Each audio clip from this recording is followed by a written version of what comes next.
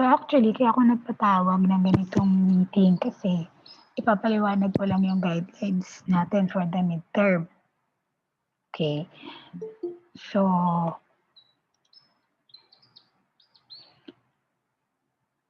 alam niyo naman na hindi naman ako mahigpit sa deadlines, di ba?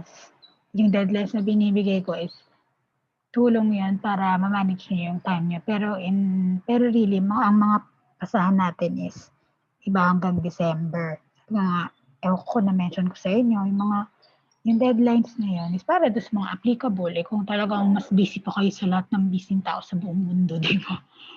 At di kayo makagawa agad-agad ng mga di basta ang importante, mahabol nyo sa hanggang December yung mga dapat gawin.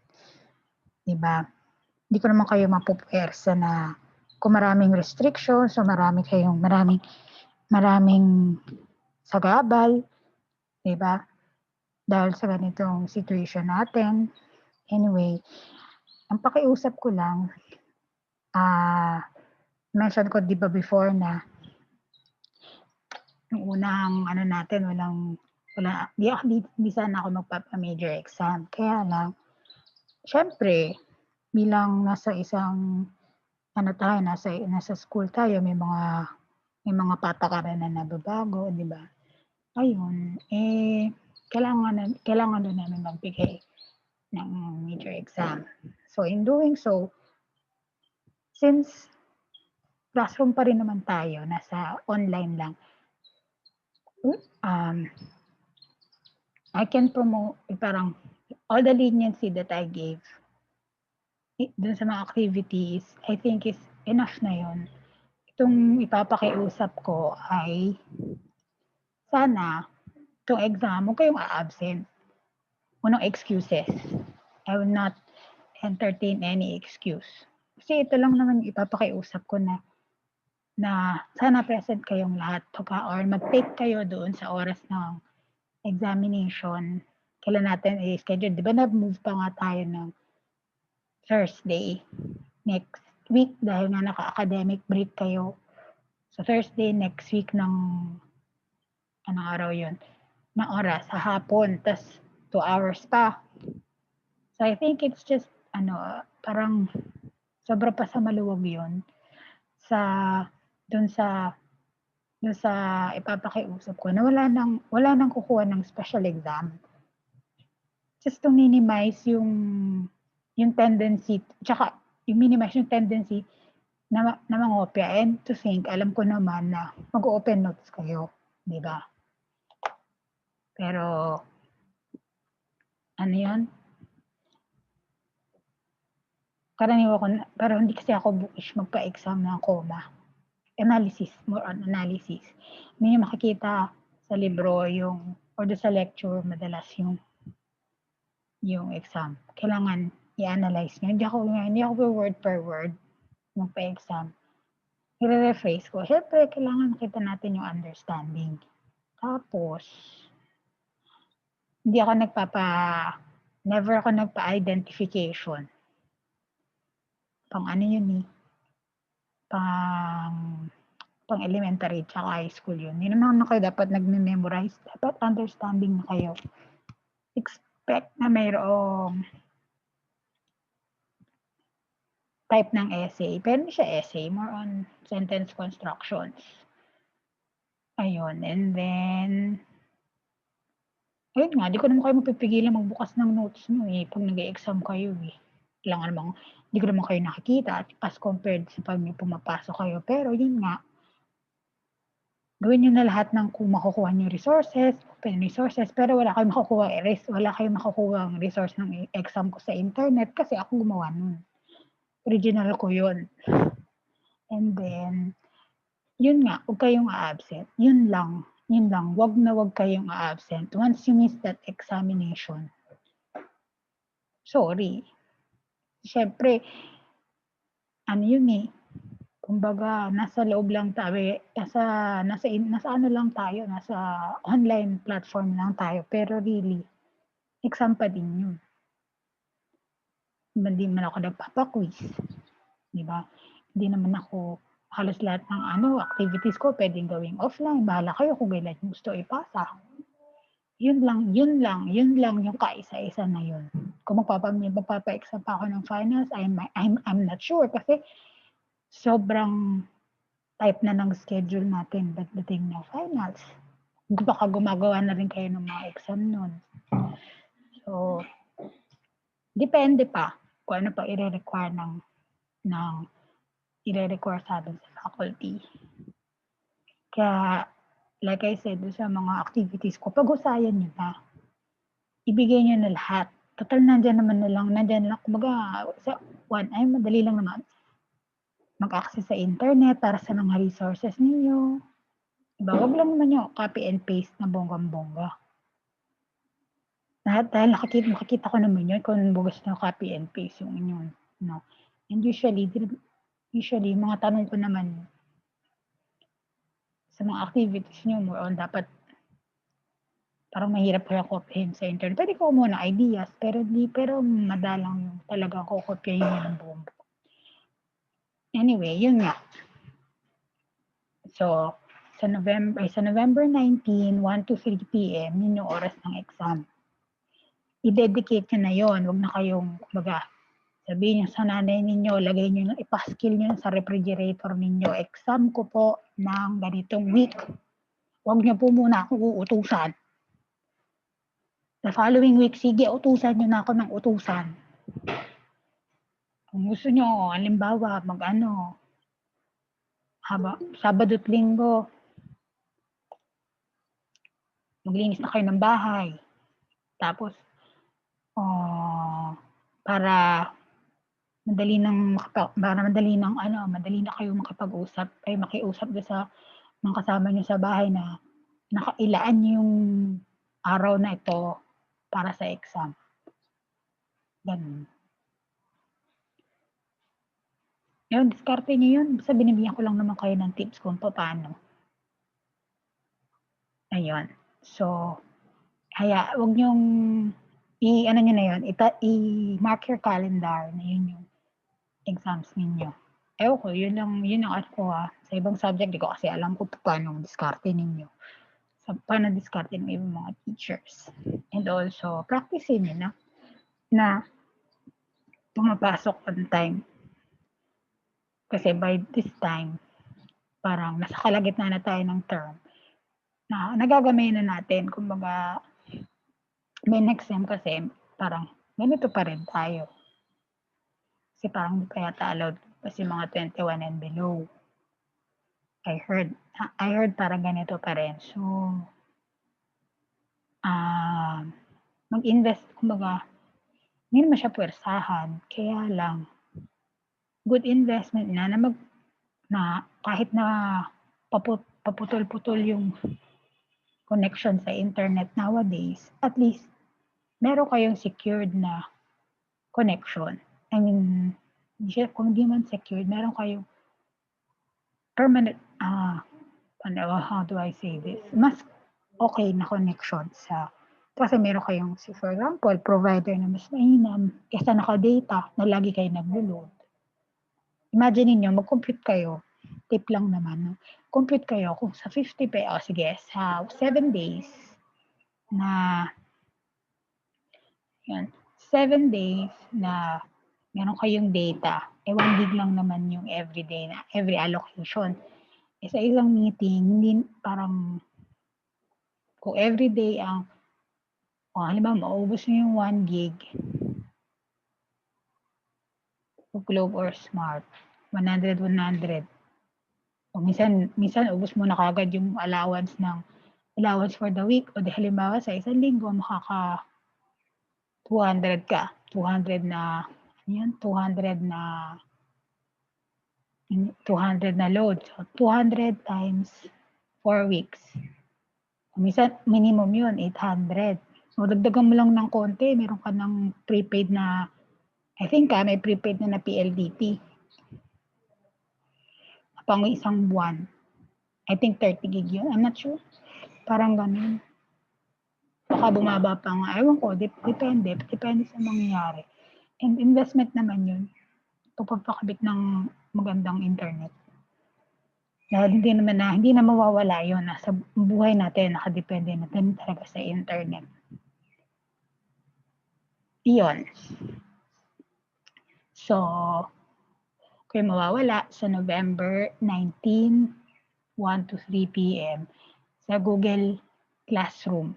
Doon ko ipopost yung exam. 2 hours yung exam.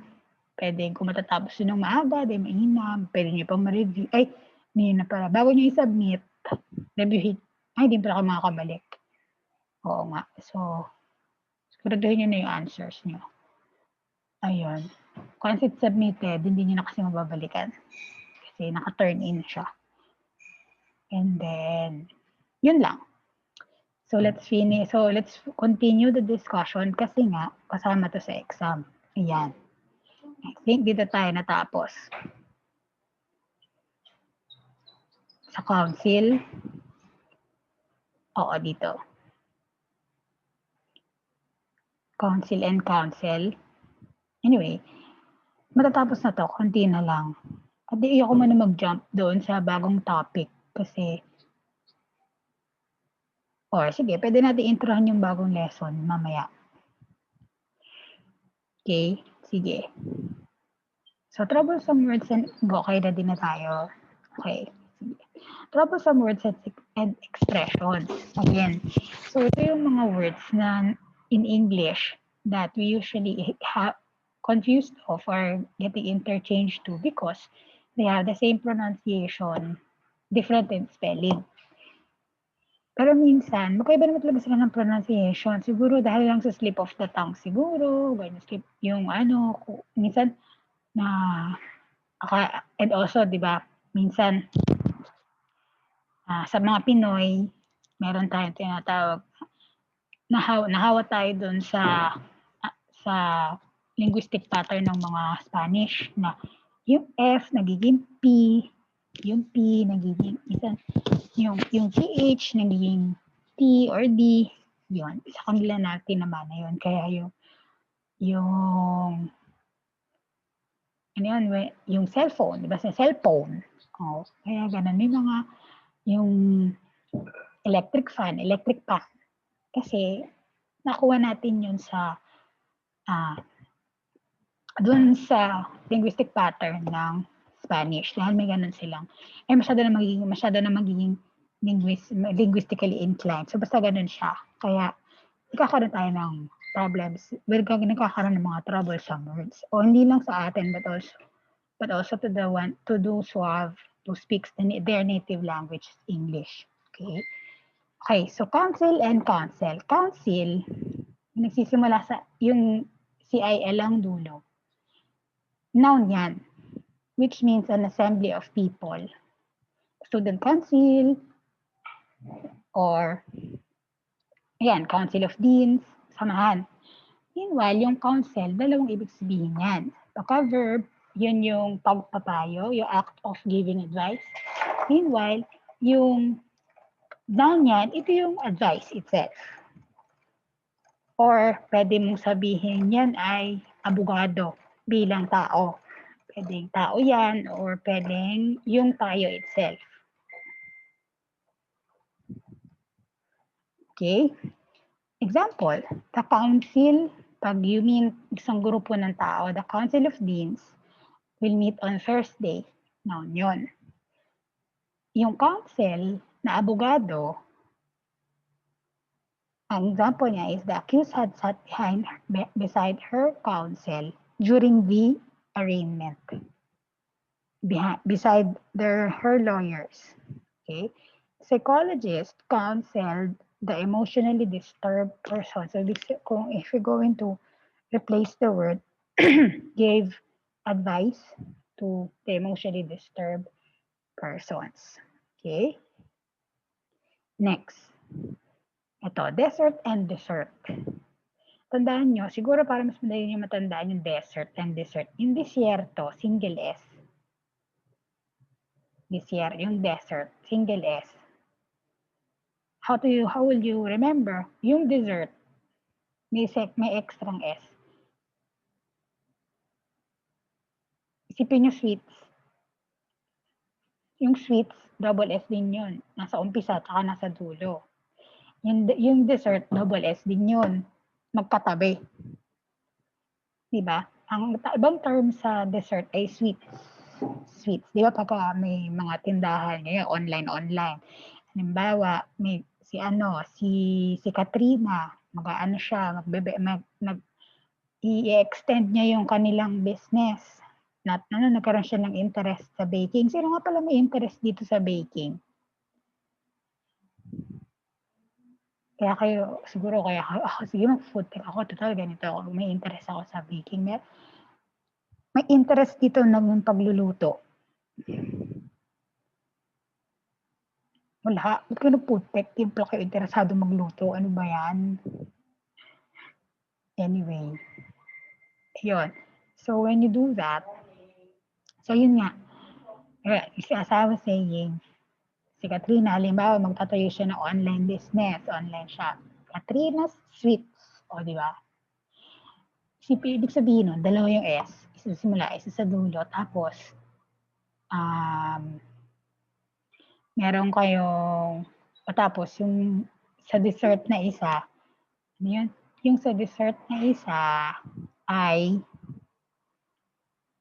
na matamis. Double S din siya. Kasi magkatabi nga lang.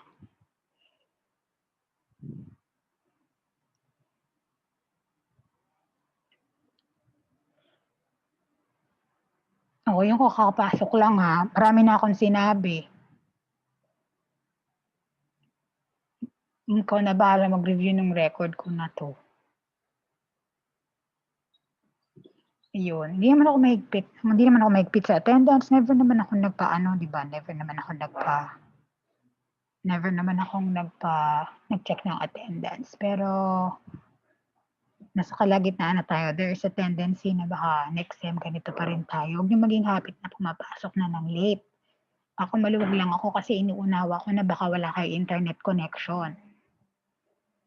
At alam ko nag-e-effort naman kayo na makakonect agad-agad. Okay, pero i-mindset nyo na ito na magiging takbuhan din ng buhay natin. Baka halimbawa mawala man hindi man mawawala kung magkakaroon man ng resolution yung COVID-19, mas madali siyang gagaling, ganun. Ano yan, pala rin kayo pumapasok sa klase ninyo. Sabi nga ng DepEd, ng CHED, or suggestion sa CHED na since nagagawa naman natin yung ganito na merong online, baka sa susunod na semester, hindi lang pure na face-to-face, may online talaga. At doon, mag-check na talaga ng attendance pagka nagkaroon ng requirement. Kayo din. Nahirapi kayo sa laging pumapasok ng late. Marami kayo nagbagay, hindi naman ako makaka-miss out niyan. Kayo. Yung mga importanteng announcement na miss out. Anyway, kasi stress ko yung sarili ko sa inyo.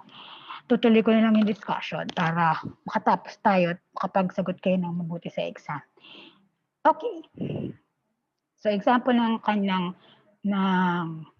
desert and dessert. Desert is yung, desert, camels thrive on the desert. Cierto. The faculty, okay, meron pa isa kasing meaning yung desert or desert na verb. Ibig sabihin nun, to leave without any intention to return. And the faculty member who work hard get there just deserts. Or, yun nga, para going to alter it, they leave without saying and without knowing intention to return. Next yun, example ng yung dessert naman, pagkain. Yan. A tray of assorted fruits makes a good or a great dessert. So, device and device. Para lang tong advice and advice. Yung advice na may C is just like advice na may C din. Na ibig na ang parts of speech niya ay ay noun. Yung may S, na ibig sabihin ay to invent. To invent, it's a verb. Ganun din yung advice na may S. Ba yun yung pagpapayo din. Okay, so example, she bought a device in the United States. Jeffrey devised a plan to motivate teachers to do more research. Next, different than and different from. On writing, mas accepted ang different from. However, pwede mo naman siyang gamitin. Pwede mo naman gamitin yung different than when you are introducing an independent clause. Yung different from, magagamit mo siya kapag ang karugtong niya ay word. Pero, kapag ang magiging karugtong niya ay clause na, clause, or mas mahabang, hindi lang siya word, yung clause or another sentence, dapat gamitin mo na than. Halimbawa, ito, the teacher's part in the program was entirely different from the students. Hindi naman kasi yung students kasi, hindi naman siya sentence, obviously. Ito, yung susunod, different than siya kasi yung sinundan niya ay isang sentence or isang clause. The topic they were told to study were different than the things that came out in the exam. Next, disinterested and uninterested. Yung disinterested, ang ibig sabihin, impartial, not biased, nasa gitna ka, justice. Yung uninterested, you're not interested at all. Pareho silang adjectives. A judge must be a disinterested party in a case. The students were making noise because they were uninterested in the lesson. Yung judge, dapat wala siyang pinapanigan. And then ito, isa, uninterested. Di sila interesado or because, kaya sila maingay. Next, dying and dying. Yung may e, jobos. Di ba sa English ng jobos ay die. Nagjobos ka, nagkulay ka. Or kinulayan mo yung, or in Tagalog, I think ang tina ng buhok. Hair ko, di ba hair color, nag-dye, hair dye. Di ba? Imparting color to a material. Dyeing, ito yung namatay. He is dyeing his shirt again. Pedro was beside his grandmother when she was dying.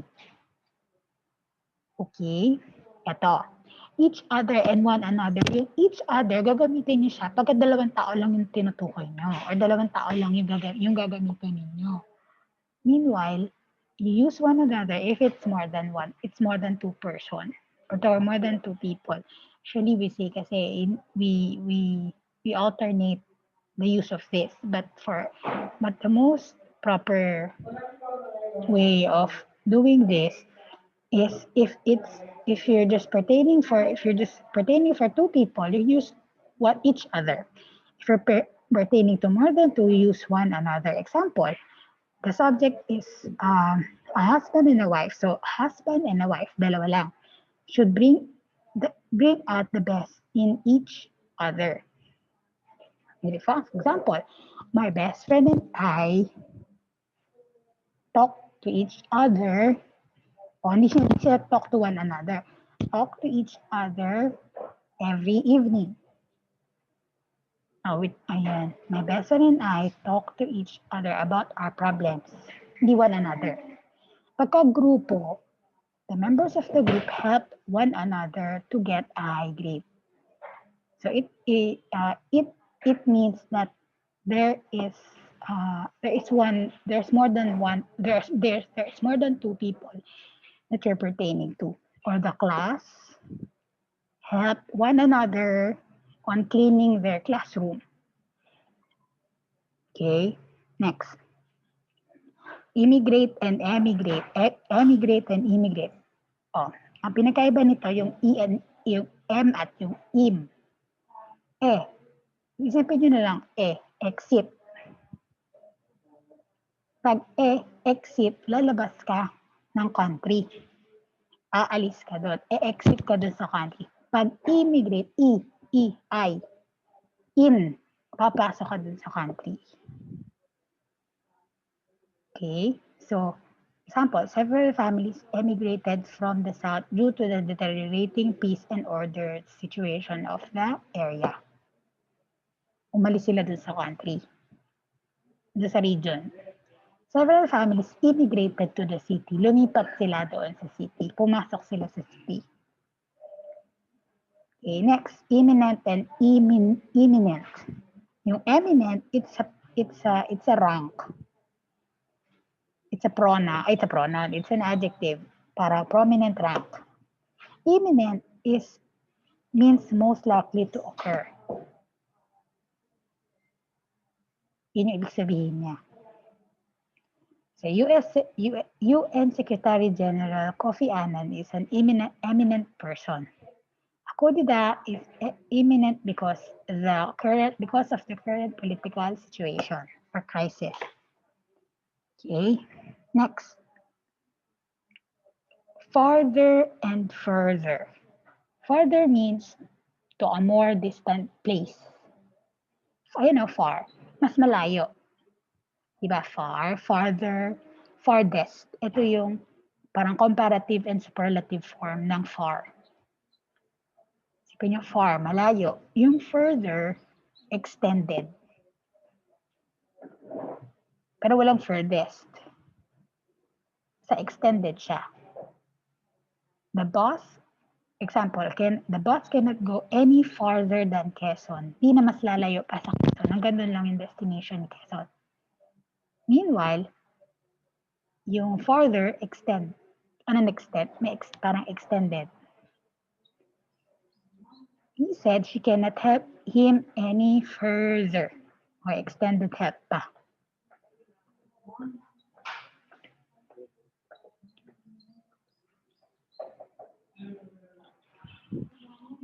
Fewer and less. Fewer ang gagamitin nyo. Ginagawa ito, nagigito rin, pinagpapalit ng gamit. Pero, it is better to use fewer when you are talking a number of things. Nabay bilang, in short. Kaya mong bilangin na 1, 2, 3, 4, 5, 6, 7, 8, 9, 10. Kaya mo i-head count. Meanwhile, yung less, hindi mo to kaya i-head count. Put less salt on hindi fewer salt. Hindi mo kaya bilangin ng salt. Naalala ko ng pandemic Alam nyo ba, napanood ko lang to sa TikTok. Alam nyo ba na ang isang pack ng Magic Sarap ay may laman na 1,300 na butil? Hindi kayo naniniwala? Ayan o, tingnan. So, sobrang inip niya naman. Binilang niya yung Magic Sarap. Anyway, ayun. So, if it's not countable, or if it's difficult to count, use less. Less water, less salt, less sugar. But if it's countable, kaya mo bilang you can head count. It is fewer. There were fewer participants than we expected. There is less water in the glass. Next is formally and formerly. Okay, formally, formal, in proper form. Former, yung on a later day, ay parang at a prior time, mas naunang oras. Okay, example, she was formally introduced to his family. The lady was formerly connected to the accounting office. Pag pinalitan mo to, she was introduced in a proper way. Ito, formerly nung nakaraan. Okay, next. Honged and hong. Yung may ed, it is a verb. Actually, both are verbs. Yung honged, ang ibig sabihin ng honged is binigte. Past tense or past participle ng hong na ang ibig sabihin ay binigte. Hanged. Binigte. Or in-execute. Meanwhile, itong HUN, sinampay. Binigte, hanged, sinampay, hung.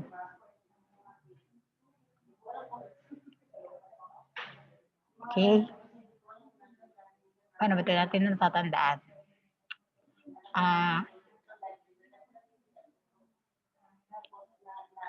Clothesline, hanger. Hindi.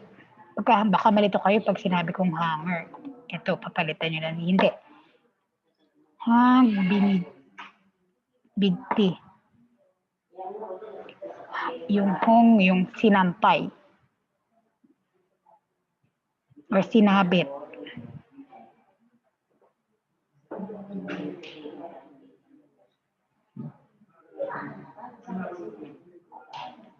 Sipin nyo hanger. Tapos, yung hook ng hanger sa taas, pa letter U. Diba? Para matandaan nyo.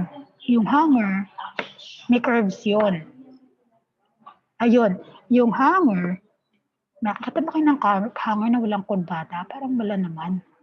Lagi yun may hook, diba? Yung hook niya is parang letter U. Somehow, letter U. O yun yung may U. Hong. Yung walang letter U, yun yung binigte. O yan ha, alam nyo na ha. Baka mamaya, magkamali pa ha. Ma'am, kasama po ba sa exam? Muli mo, di ba? Okay, next. His self, our self, their self, them, self. Self lang to. Ito ay mga non-standard as reflexive pronoun. So instead, ang dapat yung ginagamit ay himself, ourselves, and themselves. Wala, yung mga nasa taas, yung naka-bold letters, walang ganon. Okay, bakit his self? Double negate, double na siya. O dapat him. Kasi his is a personal pronoun. Hindi naman siya pwedeng mag-reflect. Him is pwede kasi him, parang object, binabalik mo sa sarili mo. Tumatanggap ka ng action. Our self, mali. Kasi self, our is taong madami. Or grupo sila. Hindi pwedeng self lang yun. Ourselves. Their selves. Ganon din siya. Maraming his. Yung plural ng his. Their naman. Themself to. Self. Ganon din yung case nito. Maraming tao ta self lang. Kaya ito yung mas appropriate. Yung nasa baba. Okay? He has no one to blame but himself. Hindi his self. If and whether. Okay? Yung if, gagamitin natin siya if there's no option following the state. You have no option. You're just stating something that you will do. Example, the president wanted to know if you finished your PhD. After that, wala nang option. Wala kang option to answer which one. Condition lang na hinahanap mo. Meanwhile, yung whether, may options ka. Okay? My chairperson, okay, for example, same example, the president wanted to know whether you finished your PhD or you would not, you did not enroll for this semester. So may option ka na masasagot. Isa, yes or no. Ito kasi, yung if, yes or no. Yung pangalawa, yung option. Yung whether, yung option na binibigay. Okay? Next. Imply and infer. When you say imply, suggesting. Kaya, mas ginagamit siya sa speakers and writers because they give inputs. Tama ba? They give suggestions. You listen in. They give outputs. Nagsasuggest ka. Meanwhile, yung infer, to conclude, nag-i-input ka naman. Ito na yung ginagamit ng mga readers at saka, or nagko-conclude ka. Readers and listeners. So the speaker implies that there is corruption in every agency of the government. Nagsasuggest lang siya, implying, suggesting. Where from the data given, we can infer or we can conclude that the case will prosper. Okay, next, irregardless. Ito ay double negation. Ir and less. It's non-standard. Instead, you use regardless.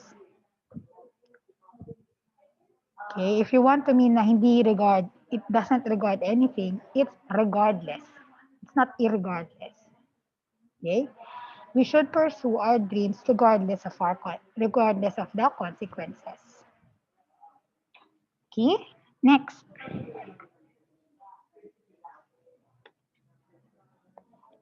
This one, cool.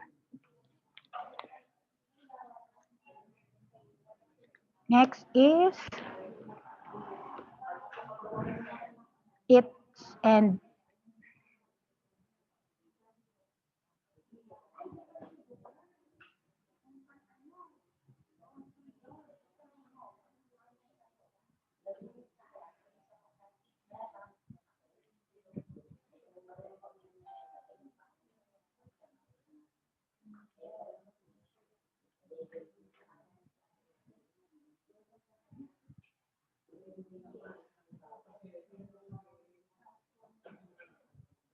wait lang ah.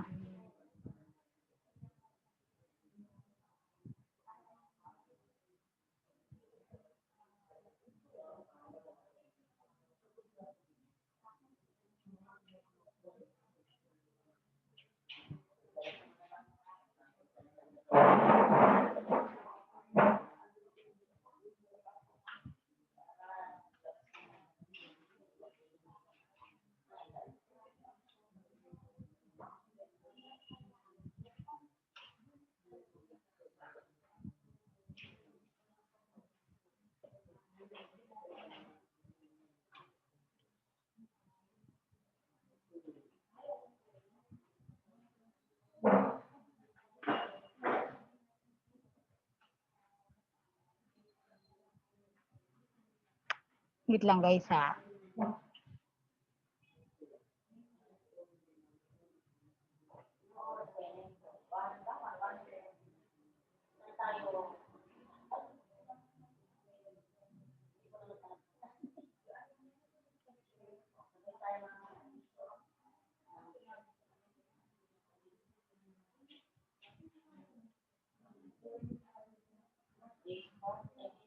Okay. Next is it's and it's na may apostrophe. Yung it's, possessive form ng it. Usually, pag possessive form, huwag nyo nang nilalagyan ng apostrophe. Nilalagyan nyo lang ng apostrophe pagka meron kayong tinatanggal na letter. Kasi kinocontract nyo siya. Yung it is, so ano siya malalaman? Yung gamitin nyo sa sentence, di ba? Its length is 120 centimeters. Pagka ginawa mong it is length is 120 centimeters. Awkward, hindi naman tama. Ito isa naman, it's a wonderful day today. It is a wonderful day today. Oh, tama naman, maganda naman. It's me or it is I. So, pareho naman siyang tanggap. Kaya lang, mas formal gamitin yung it is I. When it's come to writing. Pero it's me, tinatanggap na rin siya. Sort of or kind of. So, yung sort of and kind of, informal kasi sila, colloquial for the term somewhat and rather. Yung kind of is pamalit siya sa somewhat. Yung sort of is yung rather. The poor is kind of a disadvantage. The poor is somewhat disadvantaged in formal writing.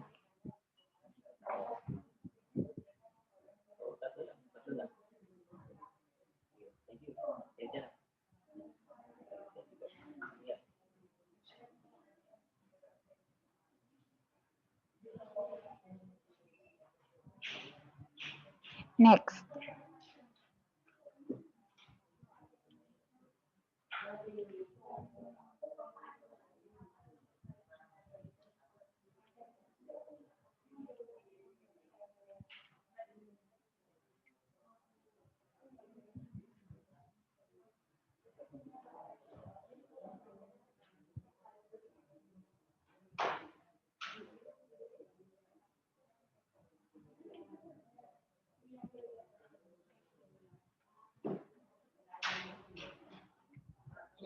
Anyway, next, later and latter. Tandaan nyo, sa patterns ng English, usually, yung mga single letter, ay, yung mga double letters na lang, ang pronunciation sa kanila is kung paano na pinapronounce yung letter T. Halimbawa, ay yung letter talaga. Halimbawa, yung butter, di ba? Hindi naman siya bait. Ay, tama, butter. Butter. Yung butter. Eh, yung bait. Tsaka yung butter na taga sa baseball. Hindi naman siya baiter. Yung bitter. Kasi emphasize lang yung double letters. Okay? So, later is comparative form na mas mamaya. Yung latter is yung minention mo na pangalawa or mas huli. Example, she will see you later today. Between love and career, she chose the latter. Ito yung pinili, yung second na minention or yung mas last na minention. Okay? Lay and lie. O lie and lie. Yung lie is a transitive verb. Dapat may object siyang pagpapasahan ng action or to set into a place. Yung lie, to rest. It never takes an object. Ihihiga, to rest. She will lay her cards. Pinasa niya itong lay ay isang action towards the card. She lay her cards on the table during the meeting with staff. He usually lies down. Ito down is an adverb. So hindi siya action na pinapasa. Dinidescribe lang niya yung lies. Walang pinapasang action. Okay? Loose na double O and loose na single O. Yung loose na may rhyme sa moose, ibig sabihin maluwag. Yung loose na ang rhyme sa choose ay to possess or to remove to one's possession, tinanggal. Example, she will always bring loose coins when she travels. Or sabog-sabog lang na coins. Or she always wear a loose band, maluwag na pusod. You will lose your chance of getting high grades. Mawawalan ka ng pagkakataon to take it out or to take it off. Tatanggalin mo. Or to remove. Mad and angry. Pwede namang gamitin pareho. Kaya lang, mas in writing, we do not use, but in writing, do not use when meaning is angry. I'm really mad. Pwede yan colloquially speaking. Pero pagka written, I'm really angry. Mas proper siya. Okay. Maybe na may space at maybe na walang space. Yung maybe na may space is a verbal phrase it means might be. Yung may space, pwede siyang pamalit ng might be. Yung walang space, yun yung perhaps. Isipin ninyo, yung might be 2 words. O de pagka ginamit mo siyang maybe, 2 words din siya. Yung perhaps is 1 word. So pag ginamit mo siya, one word din siya, maybe.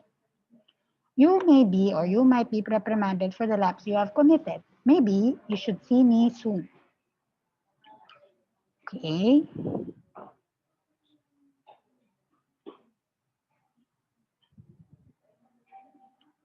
Next.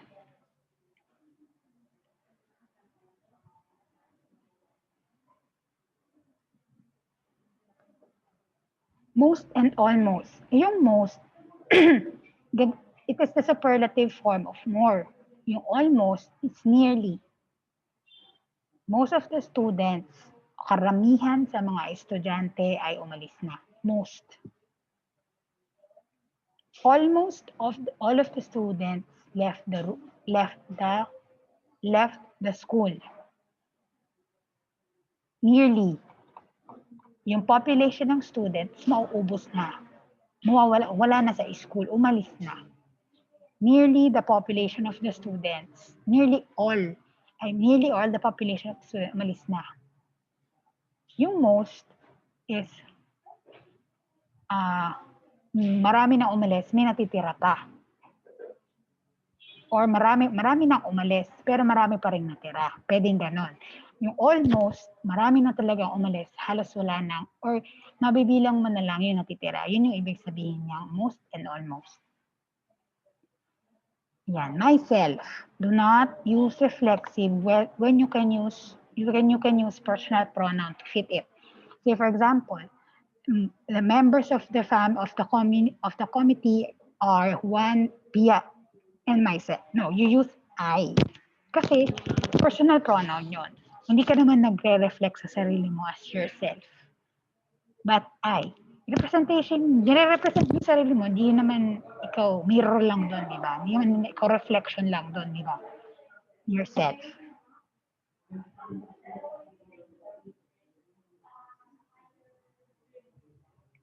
Next.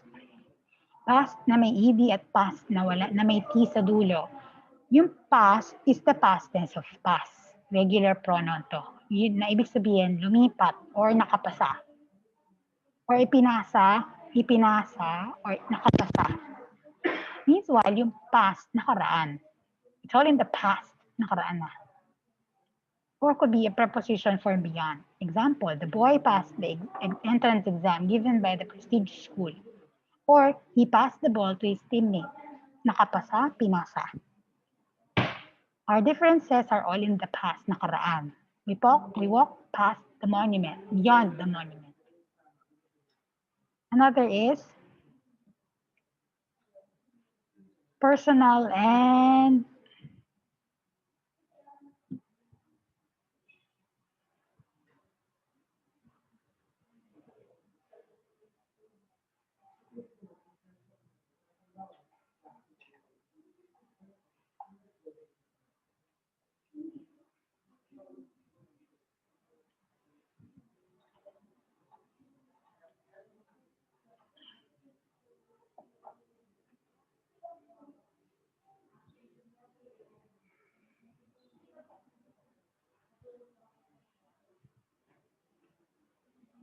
sorry guys ha.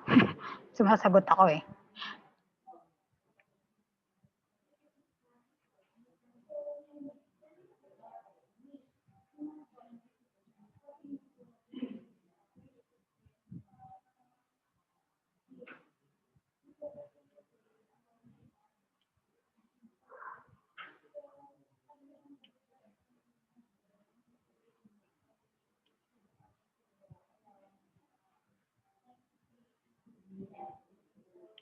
Okay. Personal and personal. Personal, it's an adjective, means private. Personal, it means worker. Paano natin matatandaan? Private, may A. Personal, may A. Okay? Personnel, worker, employee, walang A sa kahit ano. Personal, private. Okay, private, may A yun. Personal, may A ba yung worker, may A ba yung employee? Employee, wala. Oh, yun siya. Para madali tandaan. Okay? Principal and principal. Principal is a noun which means a leader, a chief part, or a sum of money. Meanwhile, or could also be an adjective which is highest in rank. Yung principle is fundamental law or truth. Okay? So ito, prinsipyo in Filipino. Principal is pwede yung principal sa school or yung principal or pwedeng principal amount pagka amount sa pera or yung principal about sa pera. Example, so yan. The new high school principal met with the teachers. She will pay the principal plus interest. Meanwhile, yung isa, I admire people who do not compromise their principles. Yung kanilang paninindigan sa buhay. Okay? Quiet and quiet. Ito, tandaan nyo. Maraming nagkakamali dito. Yung dulo ng quiet na tahimik, which rhymes with diet. Quiet. Et yung dulo. Et. Ito, quiet. Quiet. Saglit. Or very. Yung quiet na tahimik, et yung dulo. Yung quiet, quiet. Walang T and silent E yung dulo. Okay? Quiet. So example, she looks really quiet. She's looking for a quiet place where she can concentrate on her review. The participants did quite well in the competition. Lapit na, konti na lang. Yan. Reason is because and reason is why. Reason is because is non-standard. Instead, the reason is that, or just say that because. The reason I was absent is because I was hospitalized. The reason I was absent is that I was hospitalized. I was absent because I was hospitalized. So ito na lang yung gamitin nyo. Because na lang talaga. Kasi the reason is that. Or the reason is that. Pwede yun. Pero the reason is because. Mali yun. The reason is why. Hindi rin. Non-standard yun. Okay? Next is stationary and stationary. Yung stationary, fixed, hindi gumagalaw. Yung stationary, ito yung mabangong paper. Ginagamit natin sa artworks sa school. Okay? So the boats were in a stationary position when the giant wave swept them. She bought 2 packs of stationery at the bookstore. Supposed to and supposed to. Yung supposed to, walang D, non-standard, hindi siya correct. Kaya dapat ginagamit natin lagi yung may D. We are supposed to abide by the Constitution. Sure and surely, interchangeable naman siya. Tama naman pareho. Kaya lang, mas formal gamitin yung surely kesa sa sure as an adverb. Her sibling sure wants her to graduate this year. Her sibling surely wants her to graduate this year. Mas formal lang yung isa. Okay? Than and then. Yung than is a conjunction used to make comparison. Than, comparison. Yung then is at that time. May time element yung then. Or similar to therefore. So the lady basketball player is taller than you, than. Comparison. The teacher then, therefore, moved on the top, at that moment, move on to the group activity. Next, it rained for the whole day. Therefore, roads were impassable. Or then, roads were impassable. So, there, and there, makakapareho naman sila ng pronunciation. Halos. Itong T-H-E-R-E, ay T-H-E-I-R, is a possessive form which means belonging to them, theirs. Meanwhile, yung there is an adjective na opposite ng here. Yung there na T-H-E-Y-R-E, may apostrophe. Again, pag apostrophe, pwedeng contraction siya. And therefore, yun nga isang contraction ng they at are. The example, Sheila and Shirley turned in their assignment ahead of time. There, tapos, I saw the cat there, opposite ng here. There tapos there, they are in Afghanistan as part of the UN Peacemaking Committee. 2, and 2. Ayan, malapit na natapos. O, sakto. 2, and 2. Yung 2 na T-O, yun ay preposition ng parang toward. Yung 2 na T-W-O, dalawa. 2 is also na double O. Okay? Whose and whose. May apostrophe, again, contraction siya na who is or who has. Tapos, who's going to see the dean tomorrow? Who is going to see the dean tomorrow? Who's got loose coins? Who has loose coins? Whose. Ito ay isang possessive form ng who. Belonging to whom. So, ibig sabihin, pag gumamit ka ng whose, na H-W-S-E, H-W-O, H-S-E, ay mali, WHO, sorry, WHOSE. Ang kasunod niya lagi ay isang object. Kasi pinapatungkulan mo yung belongingness ng isang object. Okay? Whose wallet is on the table? Next, your and your. Itong your na may nabuo, it's a possessive pronoun. Possessive pronoun ng you. Yung may apostrophe, again, contraction siya ng you are. Your proposal, hindi naman you are proposal, di ba? Your proposal has been turned down. Ito, you are the source of inspiration for so many students. You are, or you're the source of information for so many students. Okay, so that completes your lesson to review for the midterm exam.